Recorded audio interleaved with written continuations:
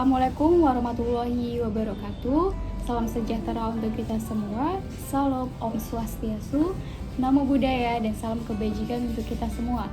Perkenalkan, nama saya Mutiara Agustina dan juga kedua rekan saya, Sophia Aksona dan juga Mitra Siotong. kami berasal dari salah satu instansi yang berada di Sumatera Utara, yaitu Universitas Medan Area. Oke, jadi pada kesempatan kali ini adalah kami membahas tentang Montessori, yang dimana Montessori itu sendiri adalah salah satu pendidikan pada anak usia sejak dini untuk mengetahui bagaimanakah proses pembelajaran mereka serta untuk membantu mencapai potensi dan juga dalam kehidupannya, yang dimana metode ini lebih menekankan kepada kemandirian serta kearifan anak-anak tersebut. Metode ini lebih menekankan kepada proses pembelajaran seorang anak usia dini, yang gimana caranya kita itu harus membuat anak-anak tersebut tidak merasa jenuh pada saat proses pembelajarannya. Maka dari itu kami membuat kolaborasi antara belajar dan juga sambil bermain, ataupun bisa juga sambil bernyanyi. Adapun tahapan dan juga tujuan yang akan dijelaskan oleh rekan saya terkait dengan Montessori. Baik, di sini saya akan menjelaskan tentang tahapan pembelajaran Montessori. Dalam tahapan pembelajaran Montessori terdapat 4 tahap. Yang pertama yaitu tahapan pada usia bayi yang baru lahir, yaitu pada usia 0 sampai 3 tahun, di mana pada usia di situ mempelajari berfokus pada cara anak untuk mengucapkan kata-kata, main untuk melakukan aktivitas sehari-hari misalkan seperti berjalan. Terus pada tahap 3 sampai 6 tahun adalah tahap di mana anak-anak sudah mulai untuk belajar. Sekian dari tentang tahapan pembelajaran Montessori. Selanjutnya akan dijelaskan oleh teman saya itu tentang tujuan pembelajaran Montessori. Baiklah, di sini saya akan menjelaskan mengenai apa sih tujuan dari tahapan Montessori. Setelah adanya penjelasan dari rekan saya akan memberitahu kepada rekan-rekan sekalian apa aja manfaat ataupun tujuan yang ada pada tahapan Montessori. Yang pertama yaitu adalah anak menjadi lebih mandiri. Nah, jadi bagi orang tua yang sering menerapkan permainan Montessori, si anak tadi akan tumbuh menjadi pribadi yang lebih mandiri dan tidak bergantung pada orang lain. Karena pada kurikulum Montessori itu terdapat satu poin yang diberi nama metode practical life. Nah, disinilah dia itu mempelajari bagaimana sih caranya berpegang teguh pada diri sendiri. Lalu yang kedua itu adalah mampu mengasah kemampuan motorik. Nah, jadi pada anak usia dini, terutama mereka yang berumur 4 tahun, metode Montessori ini yang diberikan itu memiliki tujuan untuk mempertajam dan melatih saraf motorik, baik motorik kasar maupun motorik halus. Jadi pada hal inilah yang membuat anak-anak Montessori itu memiliki kemampuan motorik yang baik dibandingkan mereka yang tidak dididik dengan cara bermainnya metode Montessori. Lalu yang ketiga itu anak menjadi lebih kritis.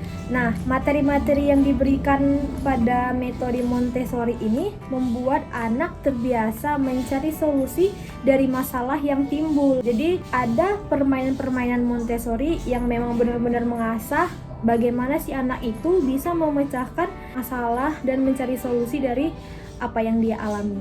Lalu yang keempat adanya anak menjadi lebih kreatif. Pada metode Montessori ini lebih dikenal dengan lebih bebas dan terbuka daripada metode pendidikan yang konvensional. Dalam arti jika kita memberikan satu bahan untuk anak tersebut, jadi mereka lah yang mengembangkannya. Jadi disitulah pembelajarannya di mana si anak tadi bisa menjadi lebih kreatif lagi. Lalu yang kelima yaitu anak mampu bersosialisasi dengan baik. Jadi bagi orang tua yang sering menerapkan metode Montessori bagi anak-anak mereka, itu pada waktu besarnya nanti si anak itu udah mudah untuk berkomunikasi dengan orang lain dan tidak canggung lagi. Jadi itulah tadi beberapa manfaat dari metode Montessori untuk pendidikan anak di usia dini. Semoga informasi yang kami berikan dapat bermanfaat bagi rekan-rekan sekalian. Terima kasih.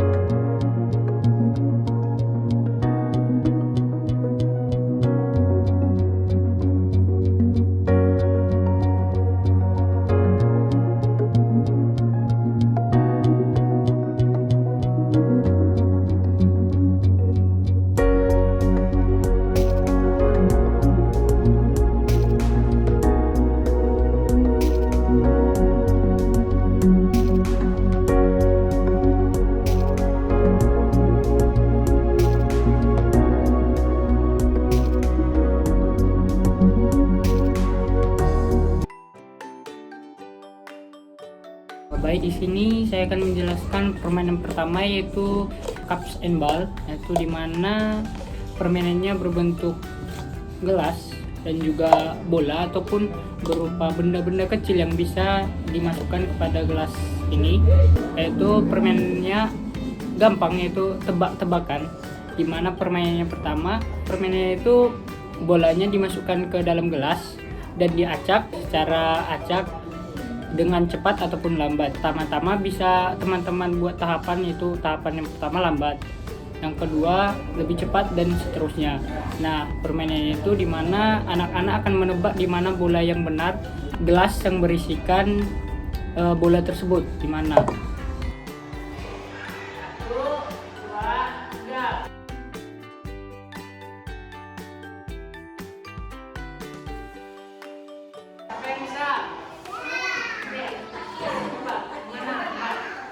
Hal itu bertujuan untuk meningkatkan daya ingat daripada seorang anak ataupun meningkatkan fokus daripada anak tersebut. Jadi permainan itu bertujuan untuk meningkatkan fokus dan juga daya ingat dari anak tersebut. Sekian dari saya, terima kasih. Jadi di sini saya akan menjelaskan permainan Montessori yang kedua, di mana namanya itu adalah tebak huruf. Jadi kami menggunakan media huruf hijaiyah sebagai bahan yang akan ditebak oleh para anak-anak nanti. Nah, sebenarnya cara memainkannya itu gampang. Kami mengacak beberapa huruf hijaiyah yang akan dimainkan, yang akan ditebak oleh anak-anak. Lalu disitulah mereka mengasah pikiran mereka untuk meluapkan huruf apa itu. Jadi tujuan dari permainan yang kedua ini yaitu mengasah daya ingat si anak mengenai pelajaran yang udah dipelajari di sekolah. Lalu menggunakan permainan Montessori inilah kita mengulangnya kembali. Kalian dipilih baik ke bawah, lalu beruntung alam saya selamat naik maju.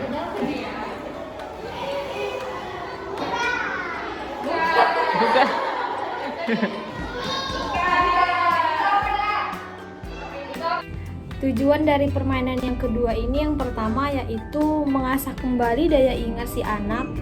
Lalu yang kedua kembali untuk mengulang pelajaran yang udah dipelajari dari sekolah gitu. Lalu yang ketiga adalah membantu melatih si anak untuk berpikir cepat dan berpikir kritis.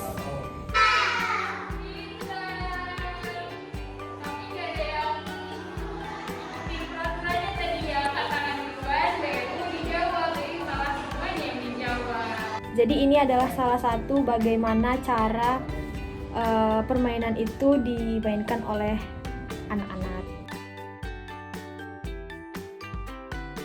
Baiklah, pada permainan selanjutnya yaitu kami lebih cenderung memilih untuk permainan bowling, yang dimana ketika seorang anak tersebut melakukan permainan bowling itu lebih melatih kepada pola pikir seseorang dan juga melatih kefokusan diri. Nah, ketika anak tersebut bermain bowling, yaitu dengan target untuk menjatuhkan anak-anak bowling tersebut, otomatis menggunakan bahan acuannya itu bola, yang dimana anak tersebut dituntut untuk berkonsentrasi dengan memegang sebuah bola, lalu melemparkan kepada anak bowling tersebut. Nah, apabila anak bowling tersebut jatuh semua, maka disitulah ada target yang dimana ada suatu kemenangan dari anak tersebut.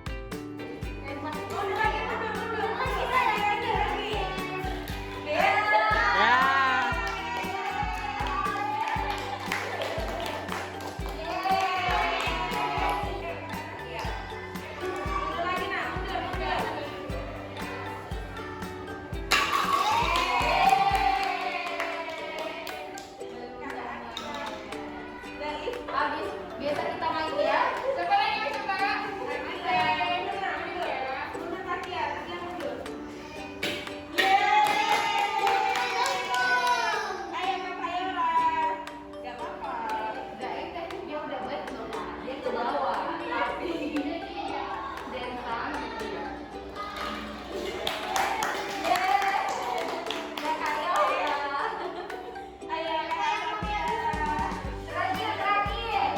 Dan kurang lebih itulah tujuan daripada bermain bola bowling, yaitu lebih kepada melatih fokus sendiri dan juga konsentrasi dari setiap para pemain tersebut atau anak-anak tersebut. Terima kasih. Terima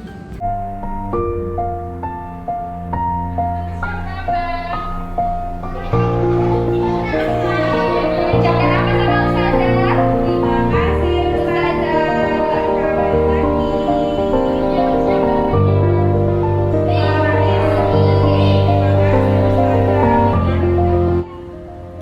Baik, pada kesempatan kali ini kami adanya proses pembagian hadiah, yang dimana ketika kami sudah menyelesaikan dari proses-proses metode Montessori, yaitu memberikan edukasi dengan proses belajar, bernyanyi, dan juga bermain, mengkolaborasikan itu semua. Nah, tentunya anak-anak juga agar tidak merasa lebih jenuh, kami memberikan beberapa sedikit hadiah, yang dimana gunanya agar anak-anak tersebut lebih meningkatkan proses pembelajarannya lagi, dan menambah wawasannya dari apa yang kami berikan edukasi sebelumnya. Nah, jadi gunanya hadiah itu adalah sebagai penyemangat untuk anak-anak yang sudah berani tampil untuk bernyanyi, bermain, dan juga rajin ataupun aktif dalam proses pembelajarannya. Terima kasih.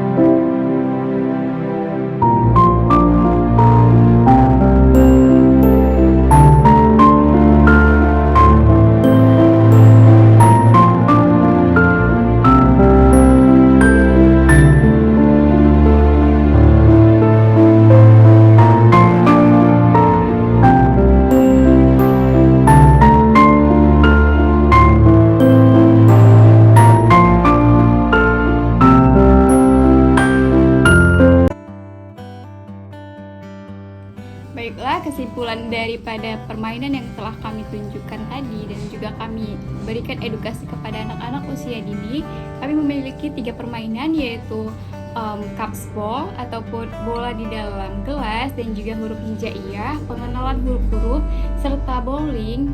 Nah, dari ketiga permainan tadi gunanya lebih mengarah kepada bagaimana sih untuk anak tersebut menjadi lebih berkonsentrasi dan juga lebih melatih bagaimana pola pikir anak tersebut untuk lebih aktif dan juga lebih tanggap lagi dalam mengenal ataupun mengetahui permainan-permainan yang baru tersebut, agar anak tersebut tidak lebih merasa jenuh ketika melakukan pembelajaran. Dan juga untuk anak tersebut untuk dapat lebih mudah untuk mengingat pembelajaran mereka yang biasa, dan juga membuat anak tersebut lebih advance dan tidak mudah bosan akan pembelajaran mereka. Nah, jadi selain itu, kegunaan dari permainan Montessori yang dilakukan oleh para orang tua ataupun guru di usia dini itu tentunya pasti akan berpengaruh bagi si anak di masa depannya. Seperti yang udah dijelaskan di awal tadi, lebih mampu mandiri, lebih bisa bersosialisasi dengan orang lain. Itu yang merupakan salah satu dari manfaat permainan Montessori bagi anak di masa depan. Baiklah, untuk mengetahui tentang beberapa edukasi yang akan kami lampirkan kembali, kalian bisa untuk subscribe dan jangan lupa juga untuk komen dan share video ini teman-teman ataupun orang tua kalian. semoga video ini bermanfaat untuk kalian dan kita semua. Assalamualaikum warahmatullahi wabarakatuh.